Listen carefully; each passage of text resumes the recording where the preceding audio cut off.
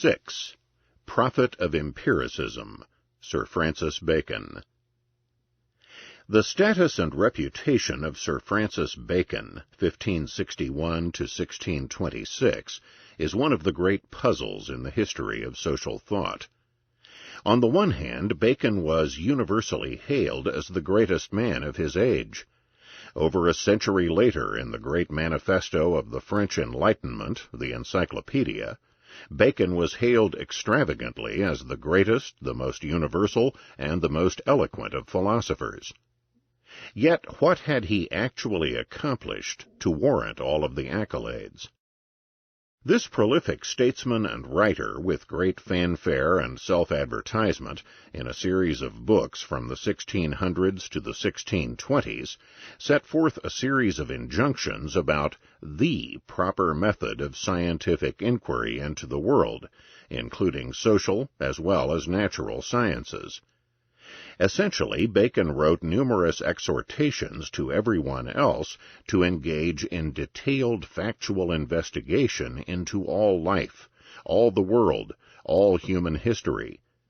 Francis Bacon was the prophet of primitive and naive empiricism, the guru of fact-grubbing. Look at the facts. All the facts, long enough, he opined, and knowledge, including theoretical knowledge, will rise phoenix-like, self-supporting and self-sustained out of the mountainous heap of data. Although he talked impressively about surveying in detail all the facts of human knowledge, Bacon himself never came close to fulfilling this monstrous task. Essentially, he was the meta-empiricist, the head coach and cheerleader of fact-grubbing, exhorting other people to gather all the facts and castigating any alternative method of knowledge. He claimed to have invented a new logic, the only correct form of material knowledge, induction, by which enormous masses of details could somehow form themselves into general truths. This sort of accomplishment is dubious at best. Not only was it a prolegomenon to knowledge rather than knowledge itself, it was completely wrong about how science has ever done its work. No scientific truths are ever discovered by inchoate fact-digging. The scientist must first have framed hypotheses. In short, the scientist, before gathering and collating facts, must have a pretty good idea of what to look for and why. Once in a while, social scientists get misled by Baconian notions into thinking that their knowledge is purely factual, without presuppositions, and therefore scientific, when what this really means is that their presuppositions and assumptions remain hidden from view. The mystery, then, is why Sir Francis Bacon's dubious achievement garnered so much praise. One reason is that he succeeded in capturing the zeitgeist. He was the right man for his notions at the right time. For Bacon came after 2 centuries of sniping at scholasticism, which was now ripe for an open and all-out assault. Echoing many other thinkers of past generations, but putting it squarely and bluntly, Bacon divided all knowledge into 2 parts, divine and natural. Man's knowledge of supernatural and spiritual matters came from divine revelation, and that was that. On the other hand, knowledge of material affairs, man and the world around him, was wholly empirical, inductive, arrived at through the senses. In neither case was there any room for human reason, that great conduit of knowledge lauded by classical philosophy from the Greeks to the scholastics. Knowledge of spiritual and divine matters was purely fideistic, the product of faith in divine revelation. Earthly knowledge was purely sensate and empirical. There was no room for reason there either. In ethical and political philosophy, then, Bacon found no room for the classical doctrine that human reason supplies knowledge of ethics through investigation of natural law. Instead, ethical knowledge is purely relative, the tentative accumulation of mounds of unsifted historical data. And if there is no rational knowledge of ethics or natural law, then there are no natural rights limits to be placed on the power and actions of the state. Curiously enough, Bacon had the best of both worlds by proclaiming that endless arrays of facts were not just the only conduit to knowledge, but that they would enable man to arrive at an ethics that would improve his life. The ultimate purpose of engaging in all the fact-grubbing was utilitarian. Yet how he expected valid ethical laws to emerge out of all this busy empiricism was left unexplained. Recent research, however, has cleared up some of the lacunae in Bacon's methodological position. For it turns out that much of Bacon's vaunted empiricism was not just ordinary science, but the allegedly empirical, mystical mumbo-jumbo that various Renaissance thinkers had cobbled out of the ancient wisdom. Renaissance mysticism was a pseudo-science that combined the occult and magic traditions of the Hermetic literature with that of a Christianized version of the Jewish Kabbalah. A year after Bacon died, his proposed despotic utopia, The New Atlantis, 1627, was published. In the Renaissance mystic tradition, Bacon proposed a utopia ruled by enlightened despots, in which all men are happy and content. Happiness was achieved because Adam's sin was not, as in the standard Christian tradition, trying to know too much and to become in some sense divine. On the contrary, the mystical Hermetic view held that Adam's sin was turning his back on the ancient wisdom that could have been revealed to him. In contrast, man will now be made happy, because wise rulers, possessed of this divine knowledge, will guide man to perfection and happiness by fulfilling his true godlike nature. In Bacon's utopian novel, the symbols he used heavily, such as the rose or rosy cross, reveal Bacon's closeness to the newly founded and mysterious Rosicrucian order, which added to the rest of the ancient wisdom the pseudoscience of alchemy, in which man becomes as God in helping to create the universe. The arrogant Baconian claim to be the prophet of the only true scientific method takes on a high irony when we realize that Francis Bacon's vision of science was close to that of the magic-oriented occultists of the Rosicrucian order. And since Renaissance occult knowledge was definitely part of the new spirit of the age, and later even of the allegedly rational Enlightenment as well, Francis Bacon may be considered far closer to the zeitgeist of his day than current Baconians would care to acknowledge. Francis Bacon was also in tune with the zeitgeist in another way. The simple-minded proclamation of the absolute power and glory of the English king was no longer as tenable as it had appeared to the Anglican theorists of the 16th, or even to Bacon's absolutist contemporaries of the early 17th century. The naive argument by correspondence, the analogies to the lordship of God, the head on a single man's body, and to the king as head of the great body politic, was no longer being accepted as self-evident truth. The new discoveries and the expansion of the economy and of the nations of Europe into new worlds made the older view that any change wrought by human beings merely corrupted God's static order of nature increasingly untenable. The idea that every man and group was born into a divinely ordained fixed order and station in life was rebutted by the increasing mobility and social and economic progress of the Western world. And so the old admixture of the material and the divine into one heady brew of unquestioned absolutism could no longer command respect. A new fallback position for the state and the monarch was necessary, one more in tune with the new fashion of science and scientific advance. And so the scientific realism of Sir Francis Bacon was perfectly suited to the new task. The idea that the king was quasi-divine, or received an absolute divine imprimatur, would no longer do. Sir Francis Bacon, in the service of the state, was far more the realistic political scientist heralded by Machiavelli. Indeed, Bacon consciously modeled himself on Machiavelli's teachings. Like the neo-pagan Machiavelli, Bacon called upon his prince to do great deeds, to achieve glory. He particularly called upon the king to achieve empire, to expand and to conquer territories overseas. Domestically, Bacon was what might be called a moderate absolutist.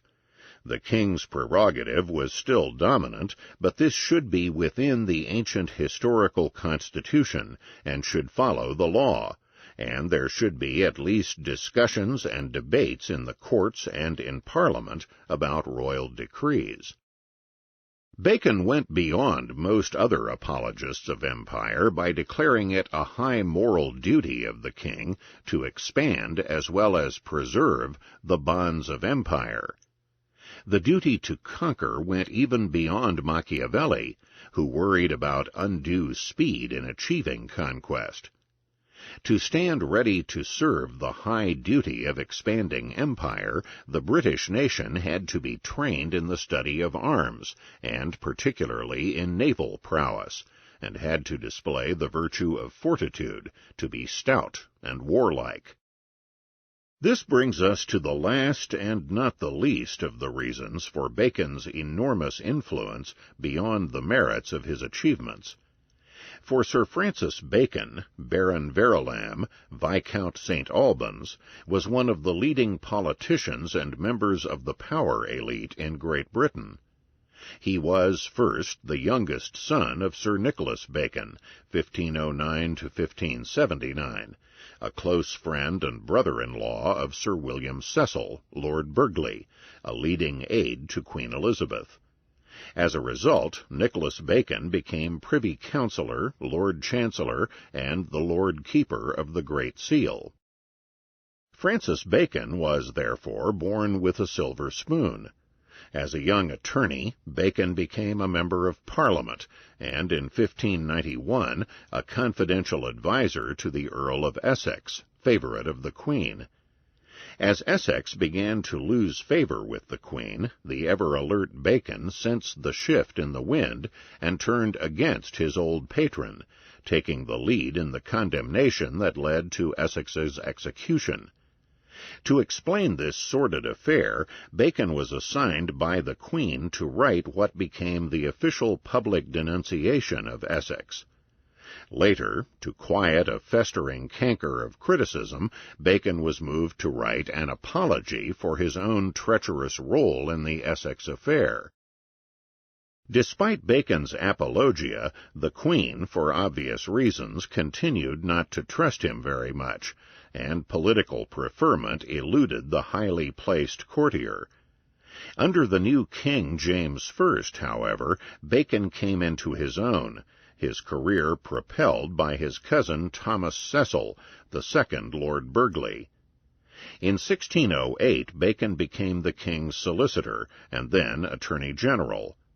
Finally, in 1617, he followed in his father's footsteps as Lord Keeper of the Great Seal, and the following year became Lord Chancellor. After 3 years in the nation's highest political post, however, Sir Francis Bacon was laid low. Charges of systematic bribery and corruption against him were proved, and he then confessed his guilt, retiring to private life and to pursuing his publishing career. Characteristically, while Bacon admitted to taking bribes, he claimed that they never affected his judgment, and that his intentions had remained forever pure. Judging him by his own empirical method, however, one may be permitted to be skeptical of such metaphysical claims. In the narrowly economic sphere, Bacon's output was sparse, and his opinions unremarkable, except for their scarcely being in the forefront of modern or scientific advance. On the balance of trade, he took the standard, broadly mercantilist line.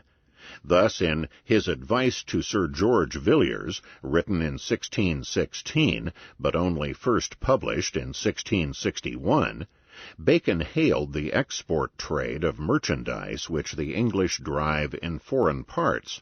The crucial point of the trade is that the exportation exceed in value the importation, for then the balance of trade must of necessity be returned in coin or bullion. On the ancient question of usury, Bacon took a surprisingly reactionary and moralistic stand, calling for its prohibition on moral and religious grounds. More interestingly, he also declared that allowing high interest rates restricted beneficial agricultural improvements on behalf of riskier and presumably less worthy projects, an indication that some of the clamor to repress usury came from blue-chip investors who balked at the competition of more speculative borrowers willing to pay higher interest. In a similar vein, Bacon also attacked the charging of interest because it drew men from their appointed callings and brought them income they did not really earn. 7. The Baconians, Sir William Petty and Political Arithmetic. Since Bacon's thought fitted well into the spirit of the age, it is not surprising that he developed enthusiastic followers. One little recognized follower was Thomas Hobbes, the philosophic apologist for monarchical absolutism, who, on the eve of the Civil War, was searching for a modern defense of monarchical despotism which relied neither on the outworn correspondence theory of order, nor on the Grotian variant of natural law, as did his friends in the Two Circle. Grotius' conservative version of consent theory held that the right of sovereignty had indeed originated with the people, but that the people, at some murkily distant point in the past, had surrendered their sovereignty irrevocably to the king. This defense of royal absolutism had been continued in England by the Two Circle, Hobbes' only disagreement being that each individual in the last analysis had the right of self-preservation, and therefore had the right to disobey any orders from the king that were tantamount to the particular individual's murder. But more importantly, Hobbes' political theory forswore scholastic natural law methodology for a modern, mechanistic, scientistic methodology, far more in keeping with Francis Bacon. This shift is not surprising, considering that Hobbes served his philosophic apprenticeship as secretary to Bacon himself. Later on, in addition to a life in service to the royalist Cavendish family, Hobbes served as a mathematical tutor to the future King Charles II. The leading Baconian in political economy, who was also fittingly a pioneer in statistics and in the alleged science of political arithmetic, was the fascinating opportunist and adventurer Sir William Petty, 1623 to 1687. Petty was the son of a poor rural cloth worker from the county of Hampshire. He learnt Latin at a country school and was put to sea as a cabin boy at 13. When his leg was broken at sea, he was put ashore in France by the captain. Petty got himself admitted to the Jesuit University at Caen by applying for admission in Latin. There he received an excellent education in languages and mathematics, supporting himself by tutoring and trading in custom jewelry. Soon Petty was off to Holland to study medicine. There he became friendly with Dr. John Pell, professor of mathematics at Amsterdam. Traveling to Paris to study anatomy, Petty was armed with an introduction by Pell to Thomas Hobbes. Soon Petty became Hobbes' secretary and research assistant, and from Hobbes imbibed Baconian and Hobbesian empiricism, mechanism, and absolutism. Through Hobbes, Petty also joined advanced circles, including New Scientists, plus the philosophic Friends of Science. We must remember that science did not enjoy the professional specialization of the 20th century, and new scientific discoveries were often made in an atmosphere of scientists surrounded by dilettantish philosophical cheerleaders. Through Hobbes, Petty participated in the Parisian circle of Father Marin Mersenne, which included scientists such as Fermat and Gassendi, as well as philosopher-mathematicians Pascal and Descartes. After a year in Paris, Petty returned to England in 1646 to continue his medical studies at Oxford. Armed again with an introduction opening crucial doors from Professor Pell, Petty was embraced by the man who has been called the Master of Ceremonies to the New Learning, the enthusiastic Baconian, half-English Prussian immigrant from Poland and exile from Catholic rule, Samuel Hartlib, 1599 to 1670. Pell was Hartlib's earliest disciple, and his first job had been schoolmaster at a school run by the wealthy and well-connected Hartlib, whose father had been merchant royal to the King of Poland. With Hartlib's backing, Petty's career at Oxford now zoomed upward with incredible speed. Petty was welcomed into a circle of mathematicians, scientists, and physicians who had gathered at Oxford to escape the Civil War and engage in multi-partisan, trans-religious, Baconian science.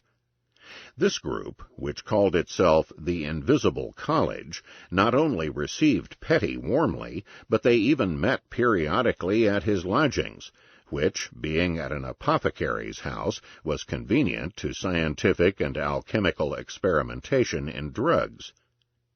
Hardly did Petty become a Fellow of Brasenose College in Oxford than he was made vice-principal, and hardly did he become a physician when he was made Professor of Anatomy. Finally, Hartlib got his friend and protégé Petty made Professor of Music in 1651 at the Gresham College in London, a new college dedicated to the experimental and mechanical arts. Petty apparently taught the applied mathematics of music. At only 28, William Petty had been vaulted to the top of the academic profession. The rapidity of Petty's climb was undoubtedly aided by the fact that the new Republican regime tossed out previously openly royalist incumbents, and the invisible college Baconians were able to sail under the colors of value-free Baconian science. Hartlib also wrote voluminously inductive histories of trade, especially agriculture, helping to further the Baconian program. Hartlib himself was a friend and disciple of his fellow Baconian, the mystical millennialist Czech theologian and educationist Johann Amos Comenius, 1592 to 1670. Comenius, a bishop in the pietist Hussite Moravian Church and an exile from Catholic rule, was employed by the Swedish government to organize its school system. He went beyond Bacon to invent a new Hermetic religious system, Pansophism, which promised to combine all the sciences in a mystical road to all knowledge. Hartlib subscribed to these Gnostic tenets, and he also followed Bacon in outlining his own new utopia, which he called Macaria, 1641. Hartlib and Comenius were the favorite philosophers and theoreticians of the Puritan country gentry, the party of the Pyms and the Cromwells. Indeed, in the summer of 1641, when the country Puritans thought that they had successfully achieved lasting rule under the king, Parliament eagerly brought Comenius to England, and it was during the autumn that Hartlib published his Macaria, a welfare state utopia he expected to institute in England. Arrived in England, Comenius drew up his own plans for a pansophical reform or transformation of the English educational system, led by a pansophical college. Comenius proclaimed that the last age of the world is drawing near, in which Christ and his Church shall triumph, an age of enlightenment in which the earth shall be filled with the knowledge of God, as the waters cover the sea. The renewed outbreak of the Civil War put an end to plans for quiet social and educational reconstruction, and so Comenius returned to the continent of Europe the following year, 1642. But Hartlib and the others remained, and continued under munificent Puritan patronage. During Cromwell's protectorate, these Baconians flourished, and Pell and other Hartlib disciples were used by Cromwell as envoys to various Protestant countries in Europe.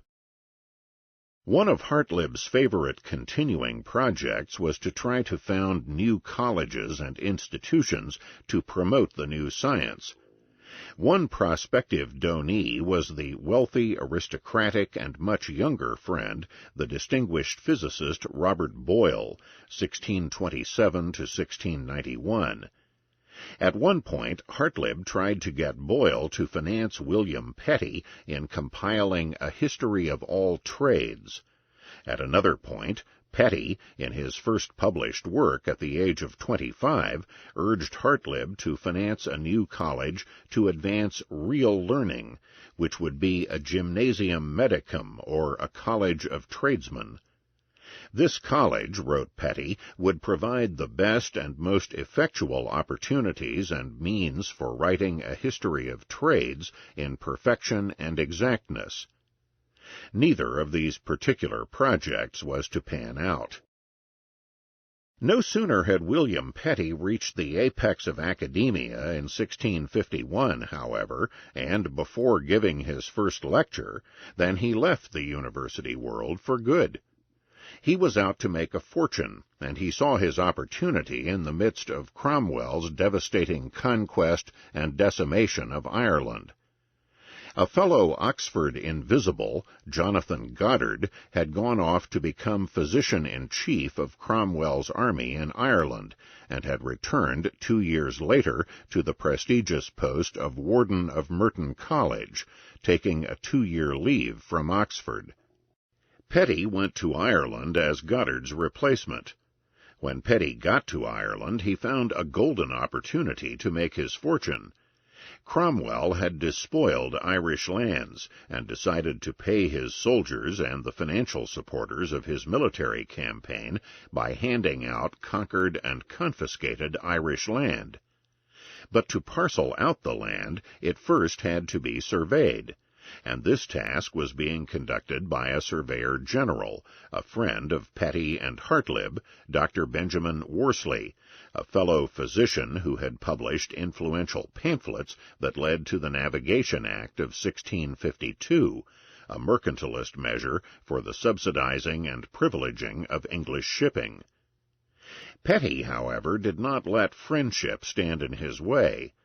Reaching Ireland in the autumn of 1652 and sizing up the situation, Petty launched a propaganda campaign denouncing the alleged slowness of Worsley's survey, and promising to perform the task himself in a mere 13 months.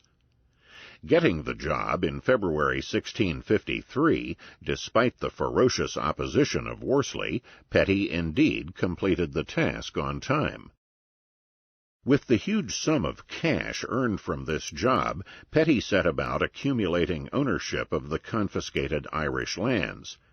Some lands he acquired in lieu of cash payment, others he got by buying land claims from needy English soldiers. By 1660, William Petty had accumulated Irish landed estates totaling 100,000 acres, making him one of the largest landowners in Ireland. In fact, his eventual accumulation of Irish land was still greater, for by the time of his death in 1687, Petty owned 270,000 acres in South Kerry alone. By the late 1650s, Petty was back in London, serving for a time in Parliament and renewing his friendships in scientific circles.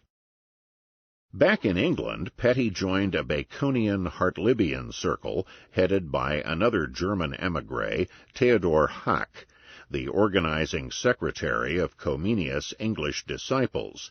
Other members included Dr. Jonathan Goddard, now Protector Cromwell's personal physician, and the famed architect Christopher Wren, whose first architectural work was a transparent three-story beehive-like structure built for Hartlib. The group met largely in the Oxford home of Cromwell's brother-in-law, John Wilkins, whom the Protector had made ruler of Oxford University. The Baconians, it must be understood, though flourishing under Cromwell, were never truly committed to any particular form of government. Like Bacon himself, they could flourish under an absolute monarchy. Monarchy, republic, parliament, crown, church, all these forms of government made no particular difference to these scientific, value-free would-be rulers of the nation.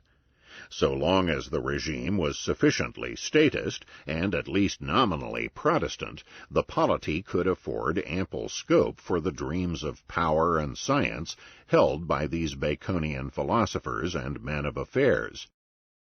Hence Petty and his colleagues, always seekers of the main chance whatever the government, were well placed when the Stuart monarchy was restored in 1660.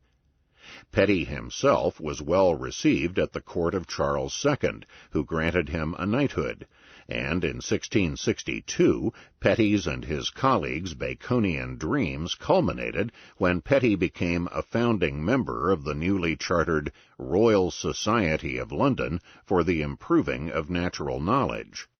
The Royal Society was specifically dedicated to the Baconian project of empirical observation and experiment, first to the study of the natural world and technology, and then to the study of society. Throughout his life, Petty remained an active member of the Royal Society, especially contributing to its studies of the history of trades and technology. Petty's own contribution, political arithmetic, or statistics, he saw as the application of the empiricist Baconian program to the social world. True to Petty's goal of empirical science, each of his studies was designed to promote his own economic or political advancement. His major publication, a treatise of taxes and contributions, was published in 1662 and went into 3 further editions in his lifetime. Petty, however, was disappointed, since the tract did not lead to his hoped-for public office or political influence. Petty's later tracts were written but not published in his lifetime, the others being published in 1690 or later, after his death. This was because, in the words of a generally admiring historian, they were written not for publication, but for circulation in the corridors of power, or with a view to acquiring influence and jobs, which he never managed to obtain. And even though Petty's daughter, from a marriage a few years later, was to give rise to the aristocratic Shelburne and Lansdowne families, Petty derived little enjoyment from his vast, ill-gotten lands in Ireland, since he had to spend half his days in that country defending his claims from lawsuits from royalist claimants, or his lands from bandits who believed that he had despoiled their land. As befitted a presumed experimental scientist, Petty claimed several important inventions, only one of which, however, the double-hulled ship, ever came to fruition. He spent a great deal of money building several versions of this ship, but they all suffered from the same problem. Even though very fast, they all had an embarrassing tendency to break up in a storm, a defect, we are told, in which Charles II took a certain amount of malicious glee. What then was there about Sir William Petty that, despite his gifts, his seizure of the main chance, and his powerful friends, brought him up sharply against a glass ceiling that limited his political influence and his power at court, and that led even the King of England to treat his discomfiture with malicious glee? Apart from his sabotage of Benjamin Worsley, the problem was that Petty could not resist the impolitic dig, whether he was wickedly mimicking the aristocracy at a party or was reproving His Majesty's policies in the very pamphlet he was writing to court the King's favor. Not being a gentleman by birth, Sir William could ill afford to act less than a gentleman to his betters. While publishing his Treatise of Taxes, Petty delivered several papers to the Royal Society on the histories of the dyeing of cloth and shipping, advancing the Baconian History of Trades program. His major work, The Political Arithmetic, was written in the 1670s and published posthumously in 1690. The goal was to show that England, far from suffering from a decline as commonly believed, was actually wealthier than ever before. In the Political Arithmetic, Petty claimed to eschew mere words and intellectual arguments and state only arguments of sense, that is, derived from sensate facts of nature, which could all be boiled down to number, weight, and measure, a slogan which he enjoyed repeating on many occasions. Thus, at the end of an essay on algebra, Petty grandiloquently maintained that he had at last applied algebra to other than purely mathematical matters, for example, to policy, by the name of political arithmetic, by reducing many terms of matter to terms of number, weight, and measure, in order to be handled mathematically. In fact, there is virtually no mathematics in Petty.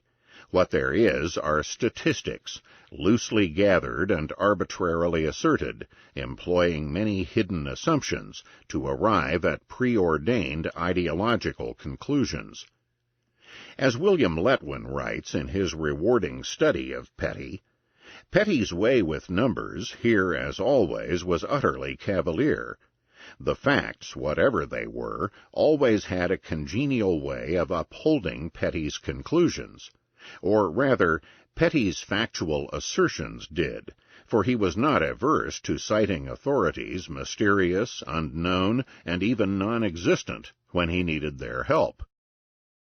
Letwin then cites the conclusion of Major Greenwood, a modern historian of statistics. It is not, I believe, too cynical to say that any calculation Petty made would have produced war losses around 600,000.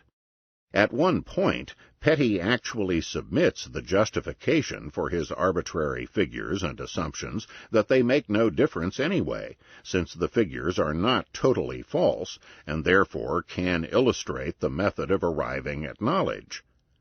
But fake illustrations, of course, are scarcely an advertisement for the method of political arithmetic. Thus Petty tried to come to conclusions pleasing to the king, that England was gaining, not declining in wealth, by borrowing the spurious precision of numbers and the prestige of science. Sometimes his conclusions were so wildly optimistic as to abandon all sense, as when he claimed that it was a very feasible matter for the King of England's subjects to gain the universal trade of the whole commercial world. In the course of his discussions, Petty delivered himself of some economic theories, qualitative, not quantitative theories, we might add, in violation of his stated program. They were either not very remarkable, urging the king not to levy taxes that are so high they will lead to severe declines in output or employment, or incorrect, such as attributing the value of goods not to the demand for them but to their costs of production. Indeed, the quality of Petty's economic reasoning was generally that of a jejune mercantilist.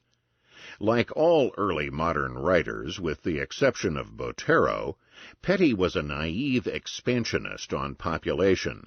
The more people, the more income and output will increase. Like mercantilists generally, Petty counseled and identified with the aristocratic power elite rather than with the laborers. His yen for increased or full employment stemmed from a wish to increase the national output at the command of the state and employed by the elite. So little was Petty, like most mercantilists, concerned for the laboring classes that he denounced them for becoming more idle and drunken whenever their real wages rose. Petty, in fact, was more imaginative than his mercantilist confrères in proposing a governmental price support scheme for keeping up the price of corn, specifically in order to prevent real wage rates from ever rising and thereby keeping the workers' noses to the grindstone and preventing them from enjoying more idleness or leisure. Petty, indeed, denounced these laborers as the vile and brutish part of mankind. Sometimes Petty's imagination ran away with him, his zeal for increasing the laboring population of England leading him to recommend, in the political arithmetic, forcibly moving the bulk of the population of Scotland and Ireland to England, allegedly in their own interests, so as to increase English productivity and to raise rents in England. The 17th century enthusiasm for the sciences, building upon the quasi-underground, age-old numerological mysticism of the Hermetic and Kabbalah tradition, led to an arrogant frenzy of enthusiasm for quantitative and mathematical study of social life as well, among the scientists and especially their cheering sections. The eminent Harvard sociologist Peterim Sorokin has perceptively referred to this frenzy from that day to the present as quantophrenia and metromania. Thus, writes Sorokin, the mathematical study of psychosocial phenomena was especially cultivated in the 17th and the 18th centuries.